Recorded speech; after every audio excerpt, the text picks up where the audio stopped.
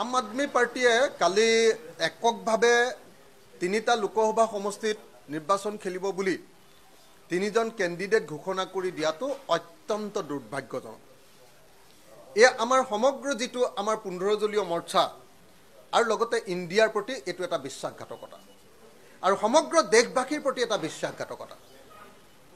অতি দুৰ্ভাগ্যজনক কথা, আম আদমি পাৰ্টিয়ে এই কামটো আগতীয়াকৈ কৰা উচিত নাছিলে। আলোচনা অব্যাহত আছিলে। মই নিজেও এই আলোচনাটোত মধ্যস্থতা কৰিবলৈ চেষ্টা কৰি আছিলোঁ আৰু নিজেও মই আটাইকেইটা পাৰ্টিৰ লগত কথা পাতি এটা সকলো পাৰ্টিয়ে মানে প্ৰতিদ্বন্দ্বিতা কৰিব পৰাকৈ, সকলো পাৰ্টিয়ে প্ৰতিনিধিত্ব পোৱাকৈ কেনেকৈ আগবাঢ়িব পাৰি এই সম্পৰ্কে মই নিজে 15 দলীয় মৰ্চাৰ ভিতৰত কথা পাতি আছিলোঁ। কিন্তু আকস্মিকভাৱে আম আদমি পাৰ্টিয়ে এনেকৈ তেওঁলোকে ঘোষণা কৰি দিয়াটো ভুল হৈছে। তেখেতসকলে 10 দিন সময় অপেক্ষা কৰি দিয়া হ'লে বা এসপ্তাহ সময় অপেক্ষা কৰি দিয়া হ'লে আমি একেলগতে সকলোৰে কেণ্ডিডেটছাৰ ঘোষণা কৰিব পাৰিলোহেঁতেন। মই এতিয়াও অনুৰোধ জনাওঁ আৰু এতিয়াও আমি আশাবাদী যে আম আদমি পাৰ্টিয়ে যদিও ঘোষণা কৰিছে আমি তেওঁলোকৰ লগত কথা পাতিম। কালি কথা পতা আৰম্ভ কৰিছোঁ।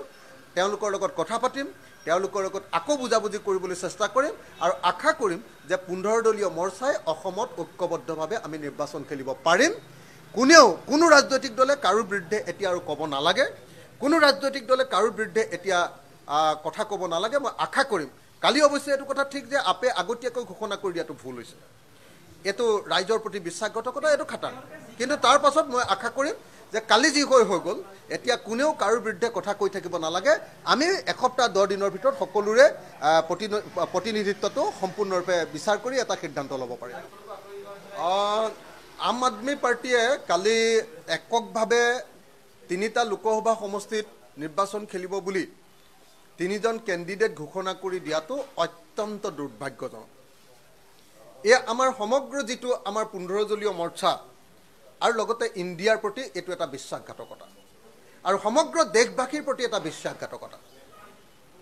অতি দুৰ্ভাগ্যজনক কথা, আম আদমি পাৰ্টিয়ে এই কামটো আগতীয়াকৈ কৰা উচিত নাছিলে। আলোচনা অব্যাহত আছিলে।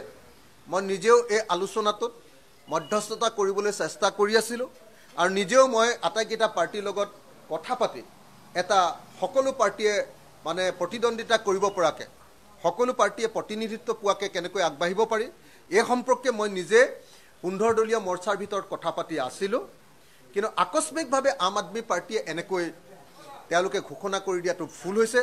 তেখেতসকলে 10 দিন সময় অপেক্ষা কৰি দিয়া হ'লে বা এসপ্তাহ সময় অপেক্ষা কৰি দিয়া হ'লে আমি একেলগতে সকলোৰে কেণ্ডিডেটছাৰ ঘোষণা কৰিব পাৰিলোহেঁতেন।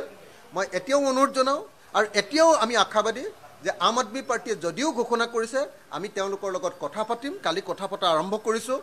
তেওঁলোকৰ লগত কথা পাতিম, তেওঁলোকৰ লগত আকৌ বুজাবুজি কৰিবলৈ চেষ্টা কৰিম আৰু আশা কৰিম যে 15 দলীয় মৰ্চাই অসমত ঐক্যবদ্ধভাৱে আমি নিৰ্বাচন খেলিব পাৰিম। কোনো ৰাজনৈতিক দলে কাৰোৰ বিৰুদ্ধে এতিয়া আৰু ক'ব নালাগে, কোনো ৰাজনৈতিক দলে কাৰোৰ বিৰুদ্ধে এতিয়া কথা ক'ব নালাগে। মই আশা কৰিম, কালি অৱশ্যে এইটো কথা ঠিক যে আপে আগতীয়াকৈ ঘোষণা কৰি দিয়াটো ভুল হৈছে। এইটো ৰাইজৰ প্ৰতি বিশ্বাসঘাতকতা, এইটো খাটাং। কিন্তু তাৰ পাছত মই আশা কৰিম যে কালি যি হৈ গ'ল এতিয়া কোনেও কাৰোৰ বিৰুদ্ধে কথা কৈ থাকিব নালাগে। আমি এসপ্তাহ 10 দিনৰ ভিতৰত সকলোৰে প্ৰতিনিধিত্বটো সম্পূৰ্ণৰূপে বিচাৰ কৰি এটা সিদ্ধান্ত ল'ব।